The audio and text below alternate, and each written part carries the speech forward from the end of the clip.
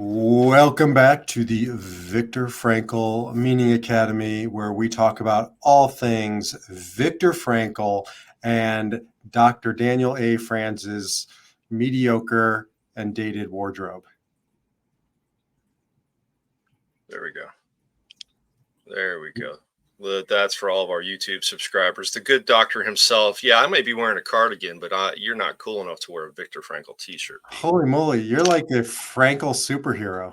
I kind of am. I'm feeling very, very meaningful today. I feel like, the cardigan comes off and the spandex comes out. And Easy, man, easy.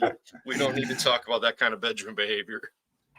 Well, welcome everybody to the conversation that happens almost weekly, unless Dr. Daniel A. Franz cancels on me, in which case then we have to punt for a while. But that is not accurate whatsoever. I've been recording religiously and missing you tremendously, B. That's like 2 weeks in a row where my audience was stuck listening to me alone and not you, man. So, I hope they enjoyed it, but I know they enjoy this more.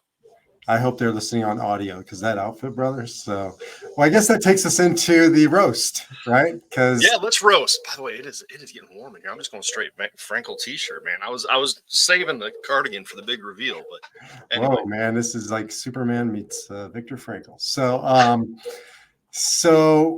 the roast. I listened to. I didn't listen to the whole thing. I watched highlights of it, but I watched a lot of highlights of the Tom Brady roast. If those of you who, don't follow sports or just aren't on sort of like pop culture out there, it was a pretty big deal. It happened, I think it was last week, maybe, I don't know. But it was a roast in sort of an old fashioned kind of no holds barred, just open season on Tom Brady and everybody around Tom Brady, the Patriots and his world. And at first I was a little horrified watching it, I must say. It was just so edgy and raw. Some of the things that were said were like, holy moly, did they just say that on, in public? And however, I listened to some debriefs afterwards about it, and it just got me thinking. One of the takeaways was it was a sign or symbol of an end of an era, and I think frankly an era that needs to end, and I'm grateful that it has, and that is the era of cancel culture. There was something liberating and freeing of listening to mostly guys, some women, roast each other, and felt like I was inside of a locker room. Now that can turn quickly into a toxic masculine environment. We all know, as a dude, we've all been there. However, there was also something real and raw and honest and fearless about listening to that kind of banter in the public arena again. It is nice to know that we can share good humor. Well, I don't know if it was good. I haven't watched it yet. I know I've heard many good things about it and recommendations to pay attention. But, if you pay attention to any podcast out there, and again, listeners know that we listen to Joe Rogan. He talks about this cancel culture all the time, how comedians are frequently canceled. And yeah, it can be difficult. We do live in a time where if your opinion is not, I would say not with the majority, but that's not true either. If your opinion doesn't fit the cultural narrative, whatever that culture is for the moment, you get shut down. And we're losing the opportunity to have good discussions around humor, around politics, around sports, around each other's behavior, around parenting. And you and I have even talked about sometimes how we tread lightly when it comes to certain topics. So, I think a lot of it has tied to COVID. I do believe it's not coincidental that COVID and then all of the sort of social upheaval and then social extremism erupted on the other side of that. Take, for instance, the pronoun conversation. You want to use pronouns, you don't want to use pronouns, you want to use different pronouns. We got to this point where if you didn't participate in the pronoun posturing on your bio, like I go by him, his. I refused, by the way, to say that. I don't buy into it. If you do, that's wonderful. We should be able to have an open dialogue of, why? Why wouldn't I participate in that? What am I? But I didn't put them up there, and I started to receive a lot of grief in the process. There was no room for dissent. There was no room for dialogue. I was called names for not wanting to sort of toe the line. And that was just one of 10 examples that all erupted post-COVID. So I think there's something definitely tied to cancel culture, to muting debate, and to our COVID, post-COVID reality. Well, I think you're wrong. Well, okay, then let's get into it. See, and look, that's the beauty of a friendship, is we can say that. No, I tend to agree with you, but I think we blame COVID for too much. I think this was happening long before COVID, and of course, COVID just exacerbated it. But my listeners heard me talk about Jonathan Haidt's new book, The Anxious Generation, along with Abigail Schreier's Bad Therapy. Both these are pointing to some of the factors that have infantilized our current generation. Smartphones largely being, and not just the fact of having smartphones, but social media, what kids see, what young adults see, what not even young adults now, the current adults, how they grew up with this opportunity, this me first thinking. Right. I'm listening to Joseph Campbell's the Myth of a Thousand Faces, or I can't remember. Joseph Campbell, for those that don't know, the leading psychologist, philosopher who wrote about the hero's journey in the past 100 years. He passed away, I believe it was 87 or 89, but some amazing work in talking about how we all need trials and struggles from adolescence into adulthood. But today we live in a time where parents will mow over the struggles and suffering of their children, and therefore they never have to grow up and face these things. And then they get into the real world, and mommy and daddy can't be there for them. And so they throw these adult temper tantrums of, you can't say that to me. You have to call me what I think you should call me. Even if you don't know what I think you should call me, you need to figure that out. That's the pronoun argument. Yeah. It's a difficult environment out there, and you get canceled if you don't toe the line. Well, and we're saying the same thing, because I don't think that it's because of COVID. I think COVID ripped off some, I don't know, false sense of security that we had prior to COVID. And then people just got freaking scared. And especially, I get it too. I was raising kids inside a home that were missing high school graduations. My kid never even met anybody in his school, because we moved here right before, and then whatever. Bottom line is, he finished up high school on Zoom and didn't know a single person in his world, because, again, complexities. But I was scared for, what kind of an existence is he going to face with that upside down world that we're living in right now. And I just think a lot of people just kept going with that fear and wanting to protect their kids, and then buying into, well, I'll support them no matter what. They're delicate. They can't handle things. I counseled a person who allowed their child to remove body parts because of a trans identification issue. I'm not commenting on that here. All I'm saying is, I don't know if that would have happened in a pre-COVID reality. I think that the person I was talking to was terrified that their child would be in harm's way if they didn't get their way on this issue, that they would be more suicidal. Again, not about the trans issue or the pronouns issue or anything. I just think that COVID came along and terrified a generation of parents that we sort of gave up on parenting to some degree. And stop saying no. Stop saying, the hard truths. The idea of stop saying no, I think, has been a big problem. And I mean, for me personally, one of my favorite stories when I was first confronted with this, and maybe it wasn't saying no, maybe it was the participation trophy that you and I have talked about, was I was running the local recreational soccer league my daughters both played in, because we know soccer is definitely a superior sport to most things that we offer here in the U.S. But we're talking about the big tournament, the big end of the season tournament coming up.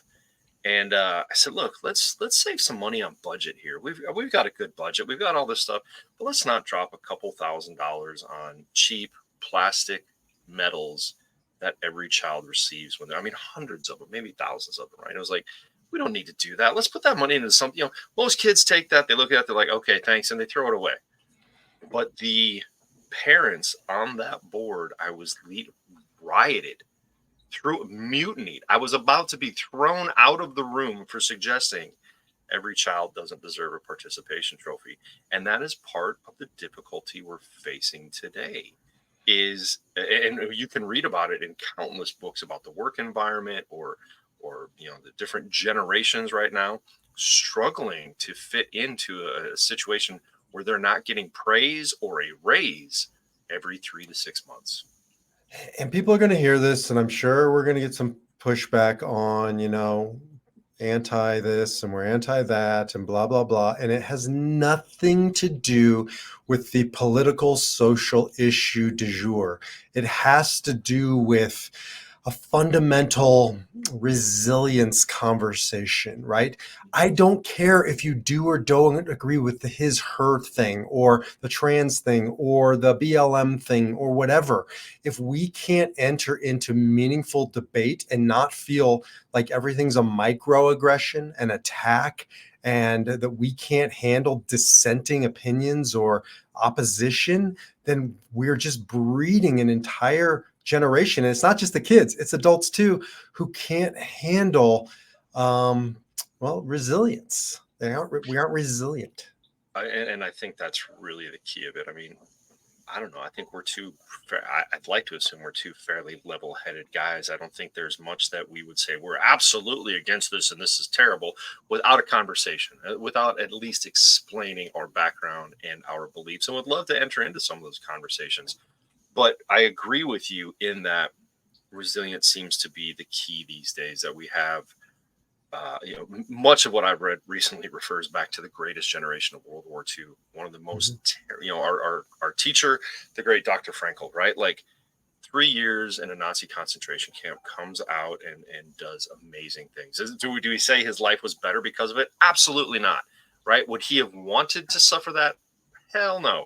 But he did, and he developed resilience because of it. Reading Campbell's work, he talks about the ancient myths of different tribes and cultures and in indigenous people or even not even in indigenous and major cultures of the past.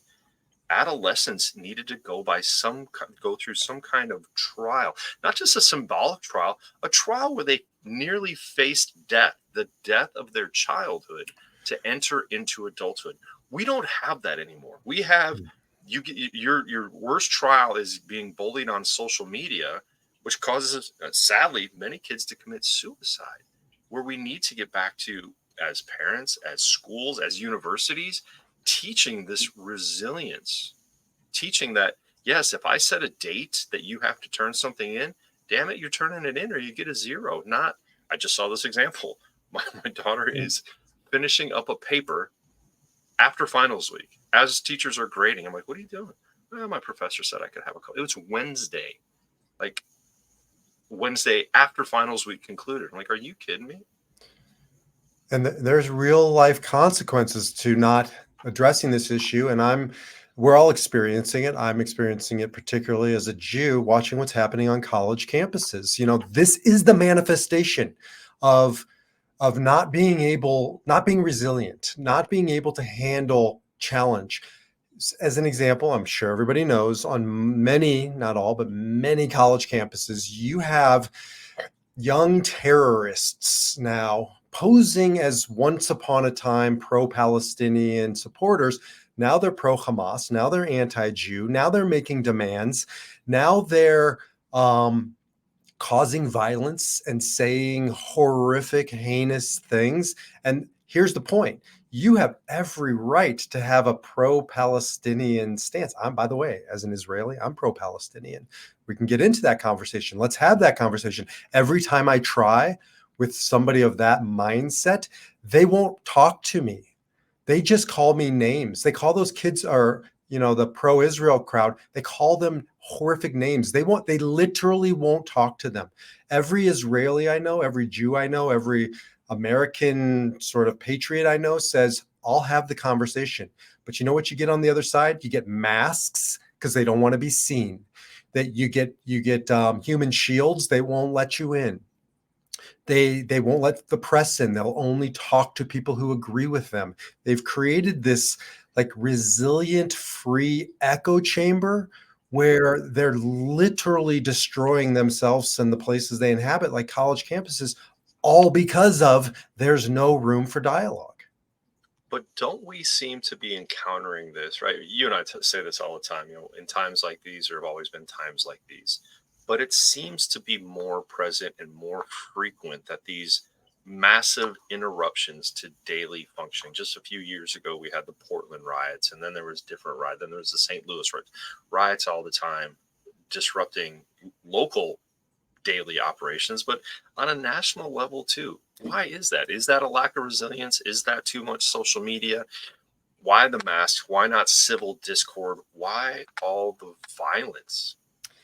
Well, I think it was at UCLA or Columbia or one of them where they were in there barricaded in the, yeah, it was in Columbia. They were barricaded inside that building. They literally had taken hostages. I mean, you call it what you want. They had 3 janitors there against their will.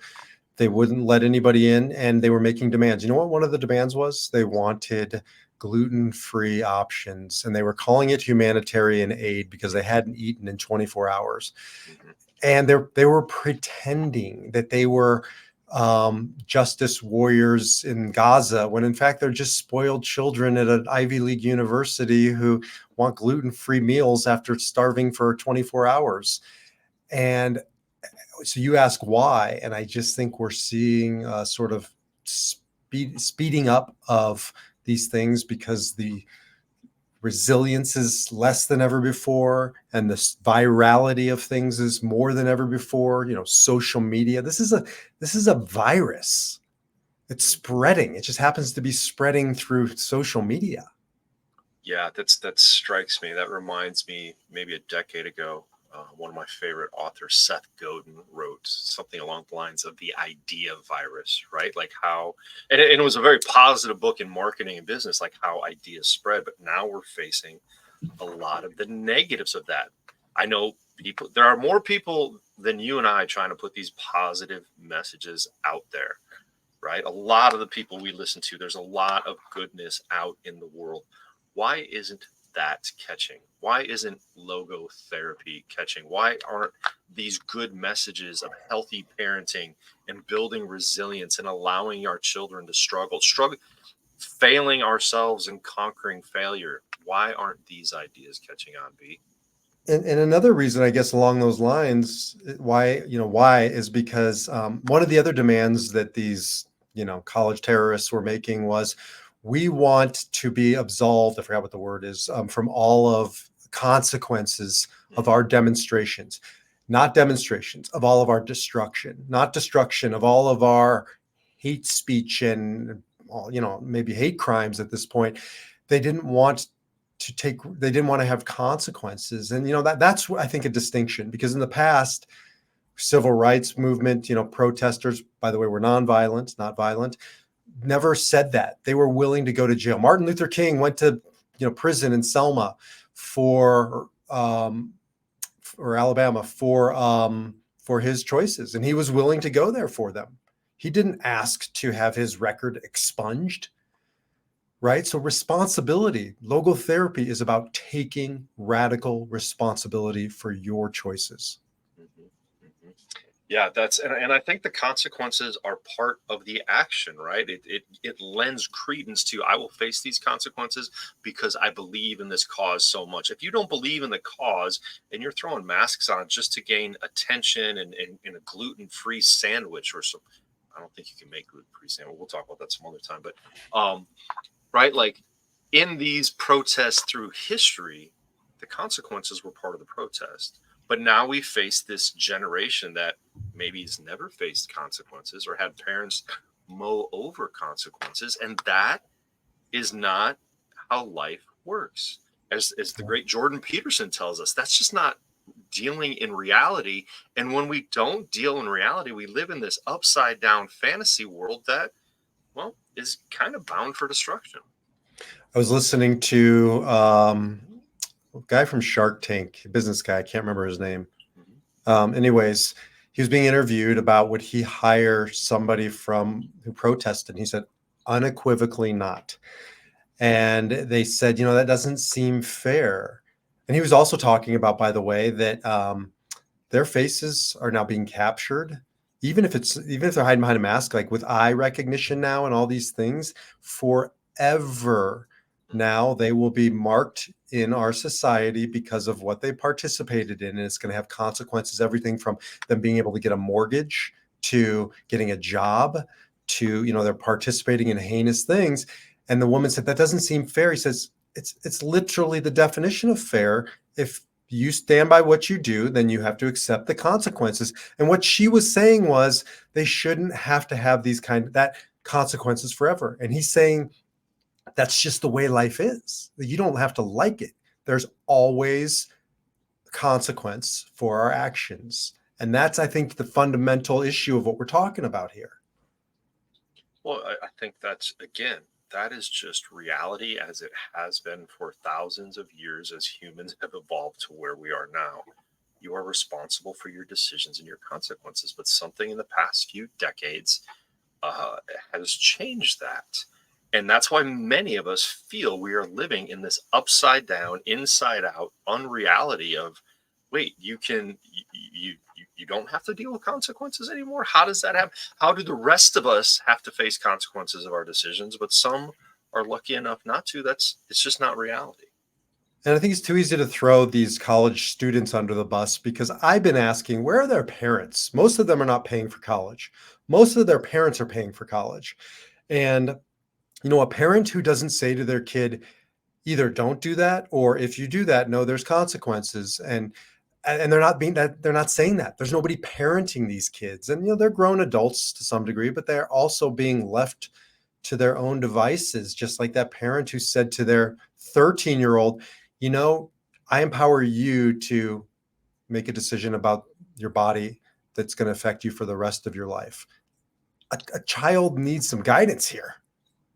Yeah, and that's where I would argue these are not adults, right? Chronologically, maybe on their driver's license, yes, the law considers them to be adults, but we're facing, again, continuing generations of people chronologically into young adulthood who have the tools, the attitude, the behaviors of an infant.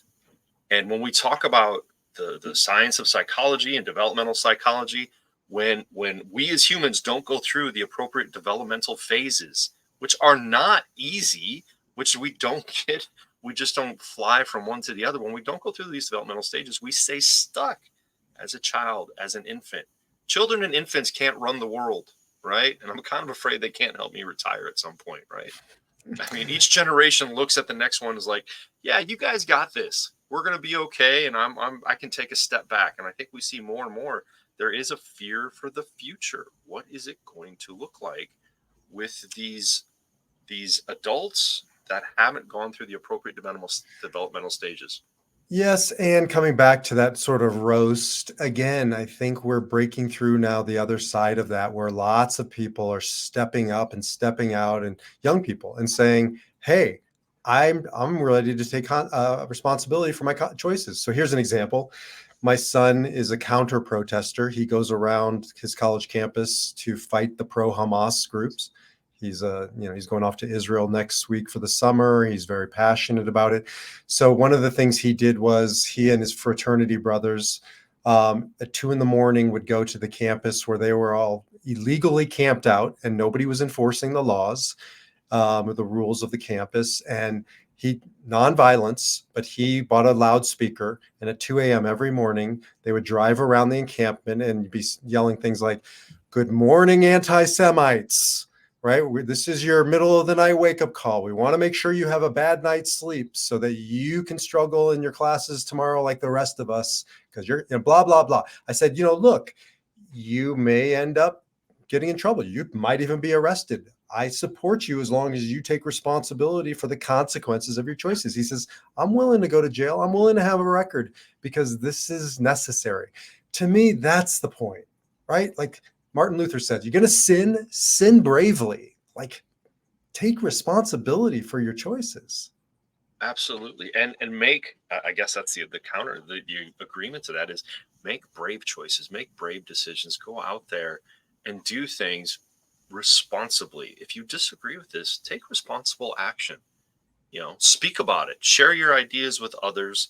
But I think the more we do that, we speak out against these not just the current protesters, but these attitudes that happen, these miniature riots that seem to happen on a regular basis. The more we speak out about it, maybe the more change it has, and the more that those of us that feel this is wrong or irresponsible or unrealistic, maybe that message starts to spread. I guess we don't have to live in fear anymore, as long as we feel comfortable facing the consequences. As today, there might be a few people that stopped listening to us because we spoke out about these poor behaviors.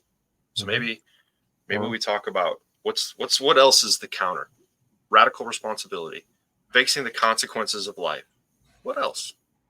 I think another big one is, again, back to that sort of roasting thing that was going on. I watched it and it was really uncomfortable. It was at times That was beautiful. I've never seen that face on you before. It was, so that was tells me a lot about how uncomfortable it was. I was listening to some of the things they were saying, like, Robert Kraft and Tom Brady got upset about this one, but they said something about him going to get a massage, and it was very like, whoa, like that's like, or they talked about, they said something about not Aaron Hernandez, who killed himself, and they made a joke about it. It's like, oh boy, like this is like uncomfortable. But the point is, what they all agreed to going into that was, we're going to choose to not be offended. We're going to go into this not looking for reasons to feel marginalized and victimized, right? Just because you say it doesn't mean I have to internalize it. There was just a resilience in that crowd around that it was refreshing, because everybody's offended by everything. I said something in a conversation about a totem pole. I was using it as a reference, like, you don't want to be low man on the totem pole.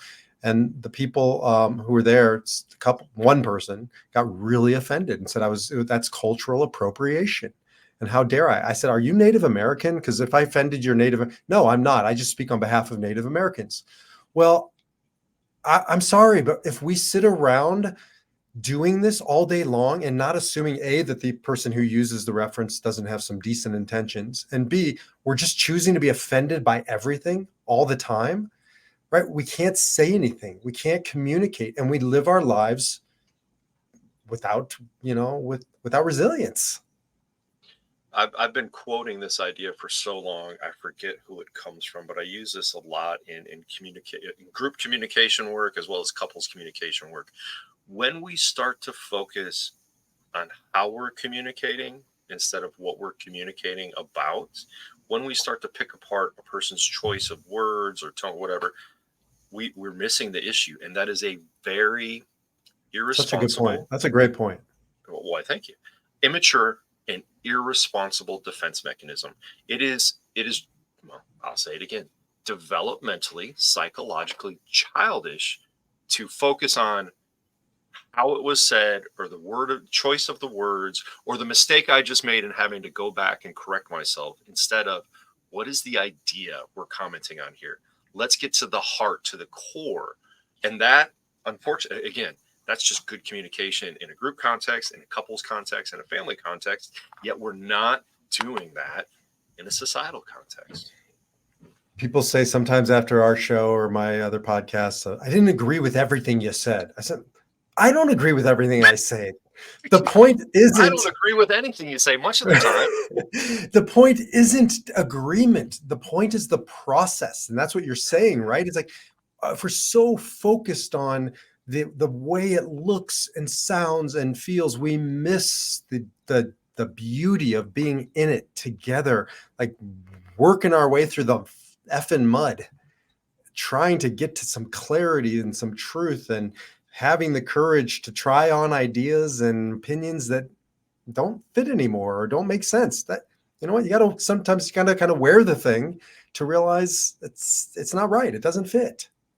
Spoiler alert, this conversation between B and I is rarely scripted. And as two extroverts, whatever we're thinking is going to come out of our mouth. And maybe a couple hours later, we're going to say, oh, I'm going to refine that. Not again responsibly. I'll face the consequences of it because I know how I operate, and most of the stuff coming out, I believe it. But there will be days where I come back and say, "Huh, maybe I'll take a look at that. Maybe I'll take a look at that idea or how I spoke that or what I had to say about it." But I think that's the discord we're missing in the public forum is the ability to say, to challenge each other, to have conversations that say, it's funny, you and I fake challenge each other so often. It's I don't know whether it's here or in your search for meaning. I mean, I'm kind of embarrassed for you sometimes that you're like, but Dan, I disagree. And I'm like, no, you don't. We agree on the same.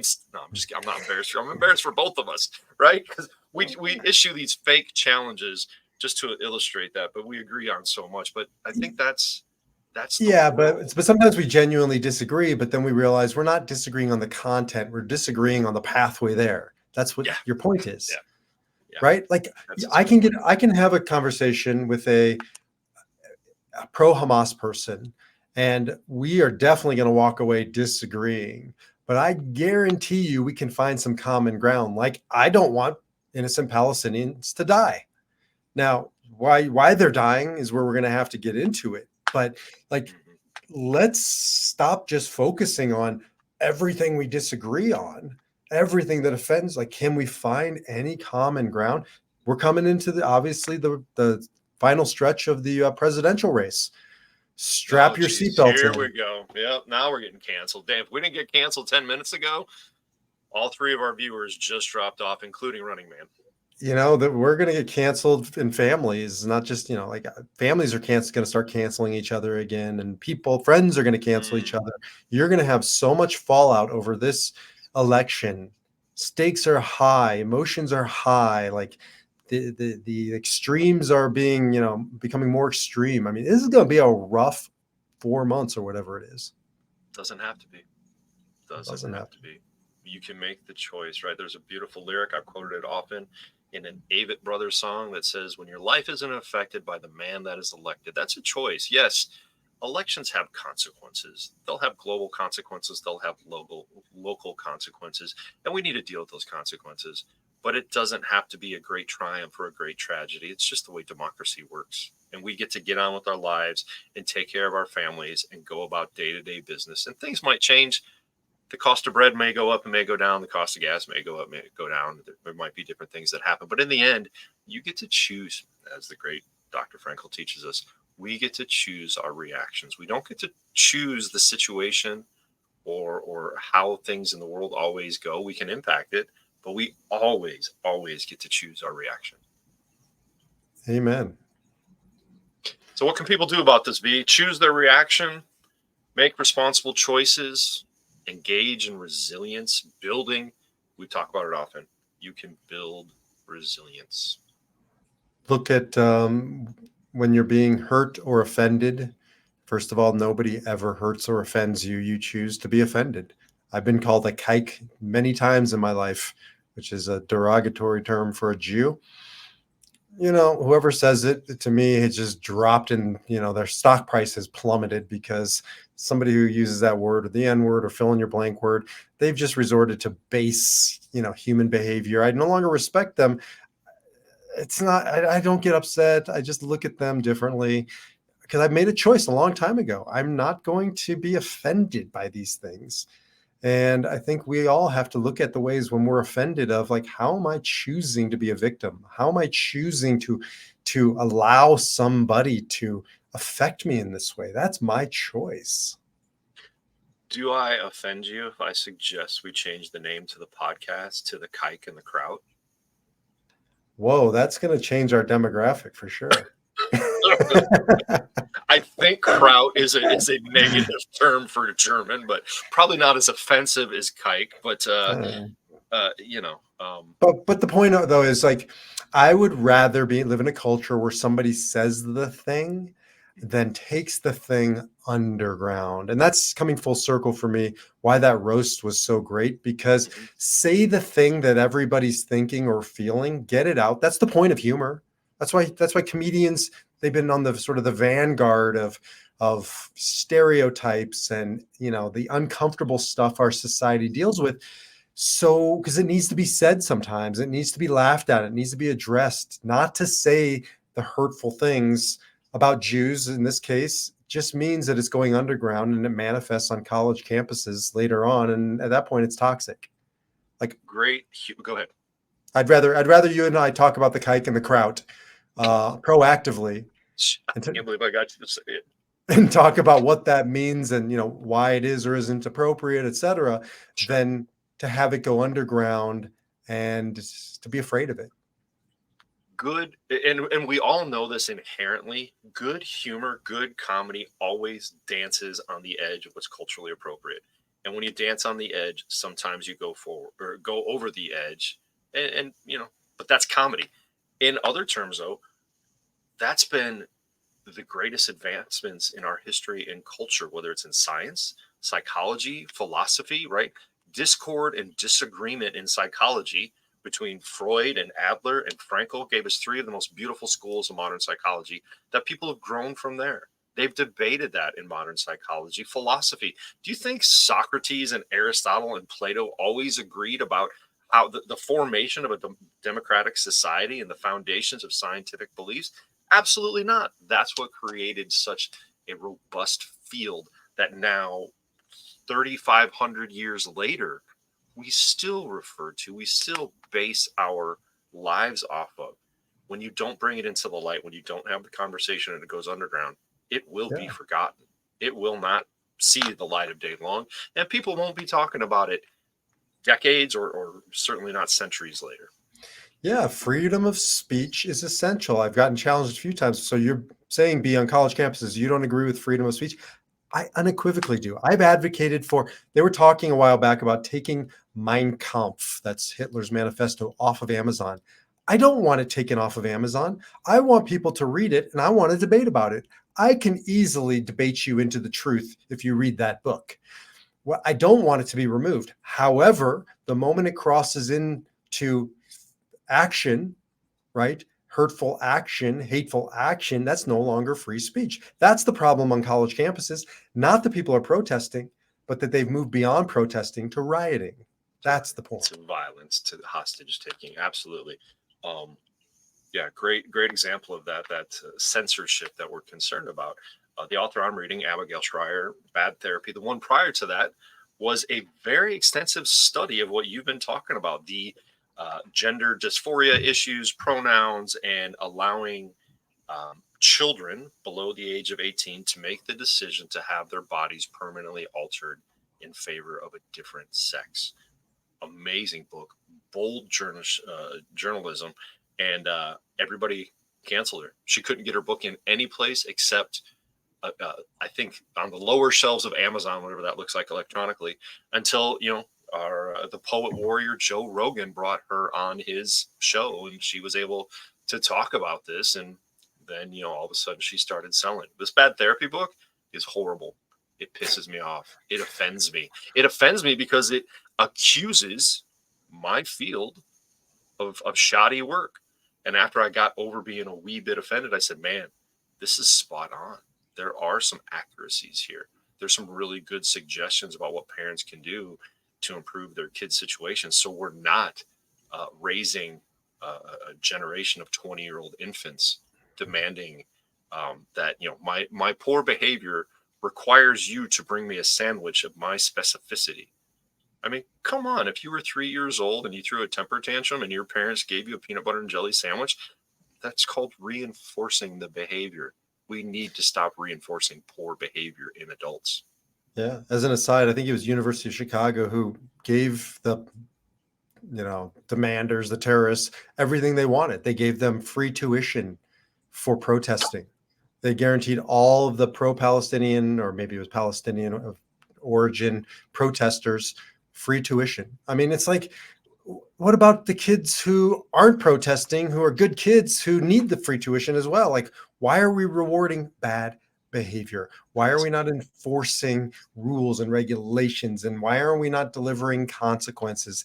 And these are the ways we're going to find our way back. And I think, frankly, it starts with that roast and what it represented. You don't have to like it. You don't have to agree with it, but you do have to respect that a group of people were willing to say enough is enough. We're going to stop taking ourselves so seriously. We're going to stop being offended over everything. We're going to, take a collective breath and get back to some sanity. Yeah, and I would offer, if universities continue to make these decisions, we know enrollment in secondary education like that continues to go downhill, especially when kids can leave high school and go out and learn exactly what they want to learn, right? A trade, a certificate, programming, marketing, whatever it is, and not have to take underwater basket weaving and Greek theater and deal with a bunch of temper tantrum throwing brats in the classroom with them. If universities and college don't figure this out soon, historic universities like the University of Chicago or Columbia or these different places might not be able to operate the way they once did. So I think as more and more of us continue to look at responsible action and choosing the consequences, choosing our attitudes towards where life's going, we're going to see some things change, and hopefully in a more positive direction than what we've been experiencing recently. And I'll end with that because we began with, the roast of Tom Brady, and then we compared it to college campuses, and it could have gone the other way at this roast. People could have walked away hating and hurting and being offended, and in the end, everybody was willing to just laugh and blow off some steam. And you look at these college campuses, it's like people just take a deep breath and effing relax. Right? Get back into conversation, stop being so offended, get back into dialogue, stop demanding that everybody agree with you, and get into some good old-fashioned healthy Dr. D and Rabbi B debate. I can't believe I just called myself Rabbi B, but I wanted it to rhyme. Hide that for months and years. Everybody, all of you listeners there, the good Dr. B is transitioning out of his, but you still bring the spiritual component here, man. So but it just rhymed. It just rhymed better. I needed that like extra syllable in there. So yeah, we'll figure it out eventually. But meanwhile, while we're trying to figure that out, get out there, live your life with meaning, purpose, and resilience. Talk to you next podcast. Until then, be well. I should have just ended with your sign off. That's all right. That's what people come to expect from us. Meaning, purpose, resilience later. Yeah.